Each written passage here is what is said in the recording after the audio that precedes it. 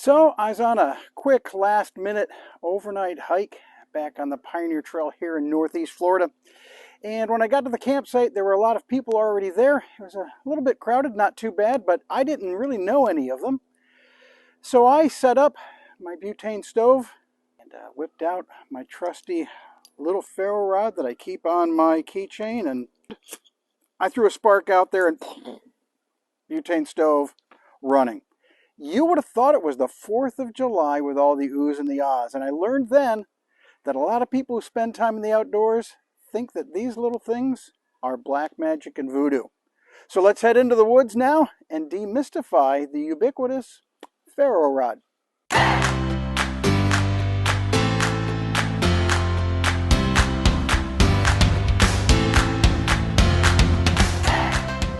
There's nothing mystical about this little thing, but it does take some technique to get it to work properly for you. Now, a lot of beginners think it's all about speed. A lot of experienced bushcrafters and outdoorsmen will tell you it's all about pressure. It's really about both. But pressure is definitely the priority. No matter how fast you go with one of these, if you don't have the right pressure, you won't get what you need. You won't get that ignition that you need to get your tinder going. But also, it could damage this ferro rod and make it much harder to use in the future. Now, you might see YouTube videos of bushcrafters and survivalists out there, and they whip out their knife and they just and they get flame right away.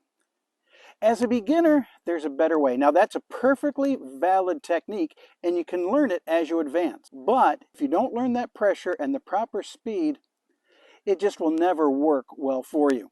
So let's take a look at how we can learn how much pressure we need to put on our ferro rod. The first part of the technique to learn is you want a full grip on your knife.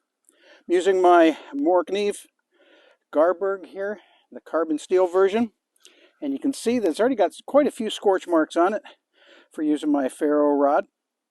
We want a full grip, and I'm going to anchor my arm against my leg. Some will even go all the way down to the wrist, but just as long as you got a good straight wrist on this so that your knife doesn't bounce around and it doesn't come flying back at you this way.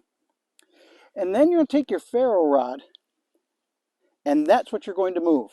Now, I like this technique because if I scrape my knife and make that active, I might bump into my tinder bundle and lose my ember, and it's just a bad day all around. Now, to learn the pressure, you want to take your knife with that full grip and your ferro rod, and nice and slow. Watch how slow I do this. I'm going to draw it back. And as I do that, when I have the proper pressure, I'm going to get little tiny flakes of metal, almost like pepper, if I'm grinding pepper. And I'm going to practice that. Don't get any faster yet. Nice and slow.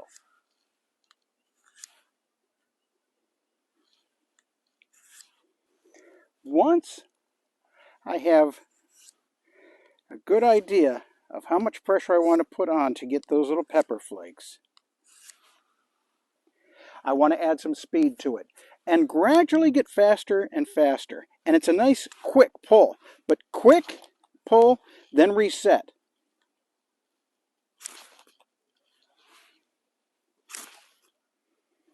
And there you can see I'm starting to get some of my sparks. And what I'm going to look for is scorch marks on the paper.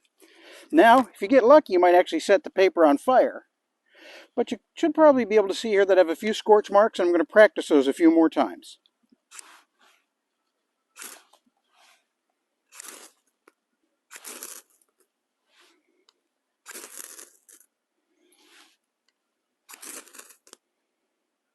The key when you're learning is to get reset between each attempt.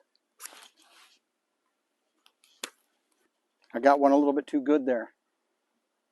After we get used to that and we get some good scorch marks, we're going to take our next step in learning how to use the ferro rod, and for that we want to stand back up. Our next step is standing, good full grip on that knife, and just like before, I'm going to practice just pressure to begin with.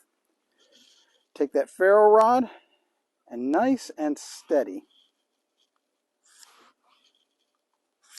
Now, something I failed to mention earlier is that you want the blade tilted away from you, not back towards you. You want to use that leading edge, not the trailing edge of the spine of your knife.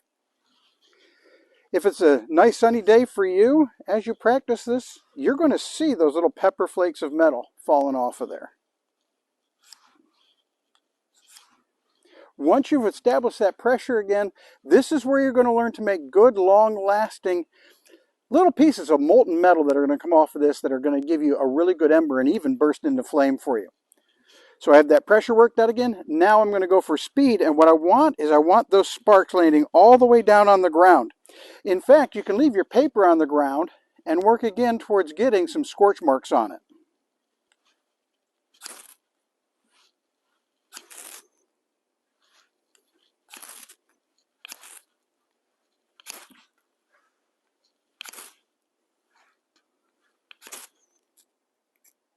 You want sparks that last all the way to the ground and even do a few seconds of a dance down there. Make sure to reset between each attempt.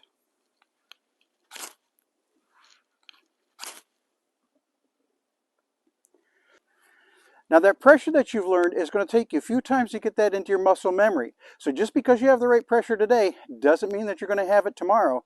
So practice this in your backyard base camp. So let's use our technique to get a little fledgling fire going. I encourage you when you practice this technique to use a fire starter, one that's pre-made. In this case, this is a tip that I use. This is just paper towel that I've used to sop up bacon grease when we make bacon in the microwave at home. Just pop it in a zip top bag. I'm going to process it down a little bit. Get it into small pieces.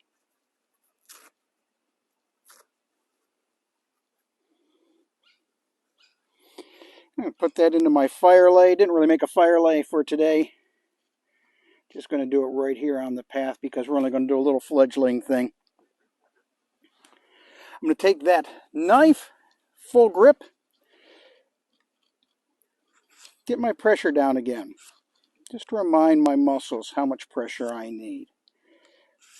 Once I'm starting to see good black pepper shavings there,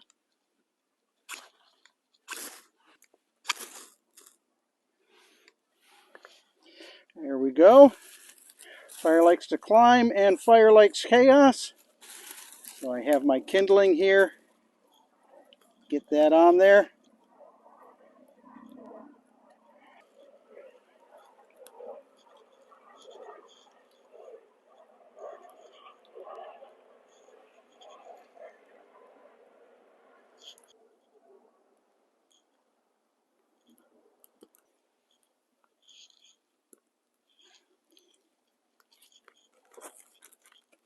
And there we have it.